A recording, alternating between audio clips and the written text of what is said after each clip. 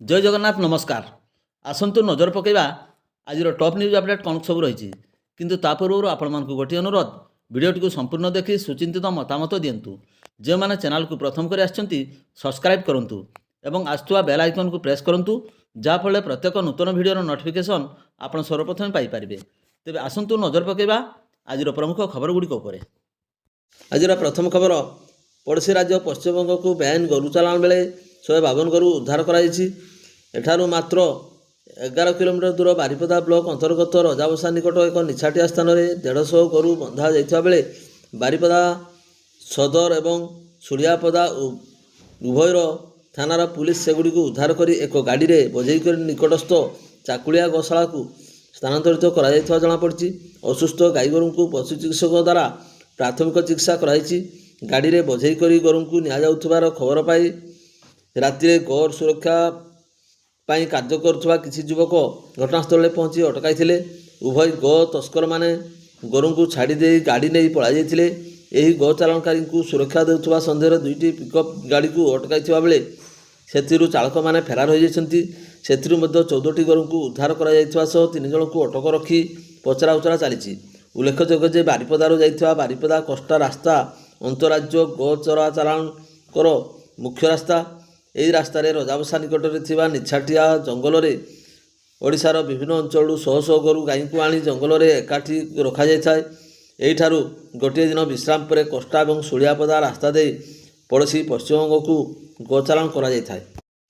परवर्ती खबर एप्रिल मास अनुष्ठित होगाक जुग्म जन अभियोग शुणाणी कार्यसूची प्रथम सोमवार आगामी 6 तारिख स्थानीय जिलापाल कार्यालय सम्मेलन कक्ष में बारिपदा सहर उपकंठ पर, द्वितीय सोमवार आगामी 13 तारिख बामनघाटी उपखंड पर रायरंगपुर उपजिलापाल कार्यालय सम्मेलन कक्ष, तृतीय सोमवार आगामी 20 तारिख पांचपेड़ी उपखंड पर करंजिया स्थित उपजिलापाल कार्यालय सम्मेलन कक्ष, चतुर्थ सोमवार आगामी 27 तारिख कप्तिपदा उपखंड पर उदला स्थित उपजिलापाल कार्यालय सम्मेलन कक्ष में यह शुणाणी कार्यक्रम जिलापाल और जिला आरक्षी अधीक्षकों तत्वावधान में बारिपदार अनुष्ठित होगा जुग्म जन अभियोग शुणाणी शिविर में समस्त जिला स्तरीय अधिकारी, जिला स्तरीय आईन विभाग अधिकारी, बारिपदा उपखंड अंतर्गत समस्त गोष्ठी उन्नयन अधिकारी, समस्त तहसीलदार, सीपीओ उपस्थित यही जिला और अन्य उपखंड अनुष्ठित होगा उपखंड स्तरीय जुग्म जन अभियोग शुणाणी में संपृक्त उपखंड स्तरीय अधिकारी,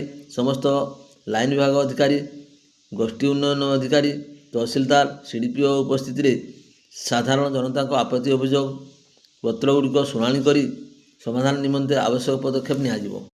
परवर्ती खबर मयूरभंज जिला ठाकुरमुंडा थाना अंतर्गत ठाकुरमुंडारू 2 किलोमीटर दूर हांडीफुटा ग्रामर जड़म्बा साहि 30 तारिख सन्धार जनिक दुर्वृत्तों छुरा माड़े भक्तचरण महांत गुरुतर आहत होती।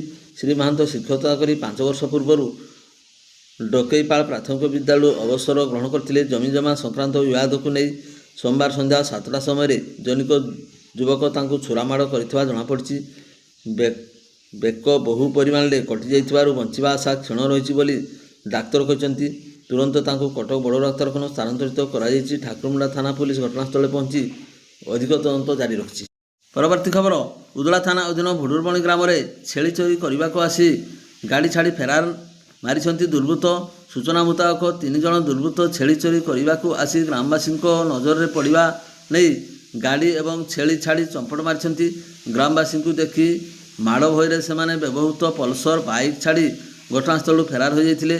सूचना पाई पुलिस घटनास्थल में पहुंची बाइकटी जबत कर तदंत आरंभ कर दुर्वृत्तों को धरने चेष्टा जारी रही। यही घटना पर ग्रामवासी छेली चोरी को नहीं भय सृष्टि होती। परवर्ती खबर कमला स्थित अरविंद पूर्णांग शिक्षा केन्द्र वार्डेन को विभत्स हत्याकांड घटना 2 जन को गिरफ्त कर पुलिस कटचाण कर घटना अभियुक्त सहयोग करने अभियोग विद्यालयर अंतवासी 9म श्रेणी छात्रों को बारिपदा जुवेनाइल जस्टिस बोर्ड में हाजर कर सूचना देते अतिरिक्त एसपी अजय बारिक। रविवार गोटाए समय बैसिंगा थाना अधीन एक सांबादिक सम्मेलन में 2 अभियुक्त भाई सन्यासी जाना 19 वर्ष और सुखदेव जाना 21 वर्ष को कोर्ट चालाण कर निकटर 2टी छुरी, प्लास्टिक मोटा पाइप 2टी, मोबाइल फोन, एक होंडा ड्रीम बाइक ଏକ ବୁଲେଟ୍ ମୋଟରସାଇକେଲ ଏବଂ ନଗଦ 28,823 ଟଙ୍କା ଜବତ କରାଯାଇଥିବା ପ୍ରକାଶ। ପରବର୍ତ୍ତୀ ଖବର, ଦେଶର ଆର୍ଥିକ ବର୍ଷ ଶେଷ ହେବାର ଠିକ୍ ପୂର୍ବରୁ ରାଷ୍ଟ୍ରୀୟ ଟେଲିକମ୍ ସଂସ୍ଥା ଭାରତ ସଞ୍ଚାର ନିଗମ ଲିମିଟେଡ୍ ବ୍ରଡବ୍ୟାଣ୍ଡ ଇଣ୍ଟରନେଟ୍ ସେବା ବ୍ୟାହତ ହୋଇଛି। ବୈଷୟିକ ଜ୍ଞାନକୌଶଳରେ ପରିପୂର୍ଣ୍ଣ ଏହି ସଂସ୍ଥାର ପରିସ୍ଥିତି ଏତେ ଦୟନୀୟ ସମବାୟ ଦିନ ତମାମ ବିତିଯାଇଥିଲେ ମଧ୍ୟ ଅପ୍ଟିକାଲ ଫାଇବର ତ୍ରୁଟିକୁ ସନ୍ଧ୍ୟା ସୁଦ୍ଧା ସୁଧାର କରିବାରେ ବିଏସ୍ଏନ୍ଏଲ୍ କର୍ମଚାରୀମାନେ ବିଫଳ ହୋଇଛନ୍ତି। ସପ୍ତାହର ପ୍ରଥମ ଦିନ ମାର୍ଚ୍ଚ ମାସର ଦ୍ୱିତୀୟ ଶେଷ ଦିନରେ ପୂର୍ବାହ୍ନ 11 ପରେ ହଠାତ୍ ବିଏସ୍ଏନ୍ଏଲ୍ ଇଣ୍ଟରନେଟ୍ ସେବା ଅଚଳ ହୋଇପଡ଼ିଥିଲା। ଫଳରେ ଆର୍ଥିକ କାରବାର ସହିତ ଏହି ବିଭ୍ରାଟ ପାଇଁ ସୋମବାର ସରକାରୀ ଅର୍ଦ୍ଧ ସରକାରୀ କାର୍ଯ୍ୟାଳୟ ସ୍କୁଲ କଲେଜ କାର୍ଯ୍ୟ ଗୁରୁତର ପ୍ରଭାବିତ ହୋଇଛି। କେବଳ ଏ ଘଟଣା ନୁହେଁ, ପ୍ରତି ମାସ ଏକାଧିକ ଥର ଉଦଳା ଖୁଣ୍ଟା ବାରିପଦା ମଧ୍ୟରେ ବିଛାଯାଇଥିବା OFCର ଏକାଧିକ ଥର ତ୍ରୁଟି ଦେଖାଯିବା ସାଧାରଣ ବିଷୟ ପାଲଟିଛି। ବିଏସ୍ଏନ୍ଏଲ୍ ସେବା ଉପରେ ନିର୍ଭର କରୁଥିବା ଉପଭୋକ୍ତାମାନେ କ୍ରମାଗତ ଭାବେ ହଇରାଣ ହେଉଥିବାରୁ ସେମାନେ ଘରୋଇ ସଂସ୍ଥା ଆଡ଼କୁ ଢଳିବାରେ ଲାଗିଛନ୍ତି। ପରବର୍ତ୍ତୀ ଖବର, ମୋରଡ଼ା ତହସିଲଦାର କାର୍ଯ୍ୟାଳୟ ଧାର୍ଯ୍ୟ ସମୟରେ ଲଗାଲ ହେୟାର ପ୍ରମାଣପତ୍ର ମିଳୁନଥିବା ନେଇ ଏକ ଲିଖିତ ଅଭିଯୋଗ ହୋଇଥିବା ଜଣାପଡ଼ିଛି। ମିଳିଥିବା ସୂଚନା ମୁତାବକ ମୋରଡ଼ା ବ୍ଲକ ଅନ୍ତର୍ଗତ ଗଡ଼ିଆ ପଞ୍ଚାୟତ ତଥା ଗ୍ରାମର ସମୀର କୁମାର ସି ନିଜ ବାପା ଓ ମାଆଙ୍କର ଲିଗାଲ ହେୟାର ପ୍ରମାଣପତ୍ର ପାଇଁ ଚଳିତ ବର୍ଷ ଜାନୁଆରୀ 20 ତାରିଖରେ ଅନଲାଇନ୍ ମାଧ୍ୟମରେ 2ଟି ଆବେଦନ କରିଥିଲେ। ହେଲେ ତାଙ୍କୁ ସମ୍ପୃକ୍ତ କାର୍ଯ୍ୟାଳୟର କର୍ମଚାରୀମାନେ କାଲି କହି ବାରମ୍ବାର ହଇରାଣ କରିଆସୁଥିବା ବେଳେ 2 ମାସ ଧରି ସମୟ ଗଡ଼ାଇ ଚାଲିଥିଲେ। ସେ ନିଜ ଅଭିଯୋଗରେ ଦର୍ଶାଇଛନ୍ତି, ତହସିଲ କାର୍ଯ୍ୟାଳୟରୁ ଉପଯୁକ୍ତ ସେବା ମିଳୁନଥିବାରୁ ସେ ଅସନ୍ତୋଷ ବ୍ୟକ୍ତ କରିଛନ୍ତି। ଏନେଇ ମୋରଡ଼ା ତହସିଲଦାର ଶୁଭମ ଦାସଙ୍କୁ ପଚାରିବାରୁ ଅଭିଯୋଗ ତାଙ୍କୁ ନଜରକୁ ଆସିନାହିଁ ବୋଲି ସେ କହିଥିଲେ। ପରବର୍ତ୍ତୀ ଖବର, ଜୈବ ବିବିଧତା ହଟସ୍ପଟ୍ ଶିମିଳିପାଳ ବାଘର ଅଭୟାରଣ୍ୟର ପରିବେଶ ସମ୍ବେଦନଶୀଳ ଏବଂ ବଫର ଜୋନ୍ରେ ବେଆଇନ ପଥର ଖଣି ଯୋଗୁଁ ଗୁରୁତର ପରିବେଶ ସଙ୍କଟର ସମ୍ମୁଖୀନ ହେବାକୁ ଯାଉଛି। ଏହି ବେଆଇନ କ୍ରସର ଯୋଗୁଁ ମୟୂରଭଞ୍ଜ ଜିଲ୍ଲାର ପ୍ରଦୂଷଣ ବୃଦ୍ଧି ପାଇବା ଫଳରେ ଶିମିଳିପାଳ ଜୈବମଣ୍ଡଳ ଜୈବ ବିବିଧତା ନଷ୍ଟ ହେବା ସହ ସରକାର ମଧ୍ୟ ଲକ୍ଷ ଲକ୍ଷ ଟଙ୍କାର ରାଜସ୍ୱ ହରାଉଛନ୍ତି। ଏହିପରି ବେଆଇନ ପଥର ବ୍ଲାଷ୍ଟିଂ ଏବଂ ଅନ୍ୟାନ୍ୟ ଆନୁଷଙ୍ଗିକ କାରଣରୁ ବନ୍ୟପ୍ରାଣୀମାନେ ଭୟଭୀତ ହୋଇ ଜନବସତି ମୁହାଁ ହେଉଥିବା ଦେଖିବାକୁ ମିଳିଛି। 2018ରେ ବନ ବିଭାଗ ପକ୍ଷରୁ ଶିମିଳିପାଳ ସୁରକ୍ଷା ପାଇଁ ଶିମିଳିପାଳ ସଂଲଗ୍ନ 10 କିଲୋମିଟର ପରିସୀମା ମଧ୍ୟରେ ଥିବା ବଡ଼ସାହି, ଖୁଣ୍ଟା, ଗୋପବନ୍ଧୁନଗର, ଉଦଳା, କପ୍ତିପଦା, ସାମାଖୁଣ୍ଟା ତହସିଲରେ 18ଟି କ୍ରସର ବନ୍ଦ କରାଯାଇଥିଲା ବେଳେ ପଥର ଖନନ ଗୁଡ଼ିକର 144 ଧାରା ଜାରି କରାଯାଇଥିଲା। କିନ୍ତୁ ପରେ ପରେ ଅଧିକାଂଶ କ୍ରସର ପୁଣି ଚାଲୁ ରହିଛି।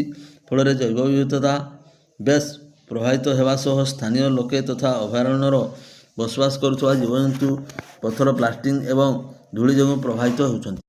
ପରବର୍ତ୍ତୀ ଖବର, ରାଜରାଜଙ୍କ ଅମଳରୁ ବାରିପଦା ସହରର ବେଲଗଡ଼ିଆରେ ଥିବା ଗୋଳାପୋଲ ସମ୍ପ୍ରତି ବିପଦସଂକୁଳ ଅବସ୍ଥାରେ ଅଛି। ସ୍ଥାନୀୟ ଅଗ୍ନିଶମ କେନ୍ଦ୍ରରୁ 18 ନମ୍ବର ଜାତୀୟ ରାଜପଥର ଆସନଯୋଡ଼ାକୁ ସଂଯୋଗ କରୁଥିବା ପୂର୍ତ୍ତ ବିଭାଗ ରାସ୍ତାର ବେଲଗଡ଼ିଆରେ ଚିପଟ ନଦୀ ପୋଲ ପୂର୍ବରୁ ଏହି ପୋଲର ଦକ୍ଷିଣ ପାର୍ଶ୍ୱ ଗାର୍ଡୱାଲ ତଳୁ ମାଟି ଖସି ବିରାଟ ଶୂନ୍ୟସ୍ଥାନ ସୃଷ୍ଟି ହୋଇଛି। ଉପରୋକ୍ତ ରାସ୍ତା ଦେଇ ଦୈନିକ ସହସ୍ରାଧିକ ସଂଖ୍ୟକ ଯାନବାହନ ଏବଂ ଭାରୀ ଯାନ ମଧ୍ୟ ଚଳାଚଳ କରୁଛନ୍ତି।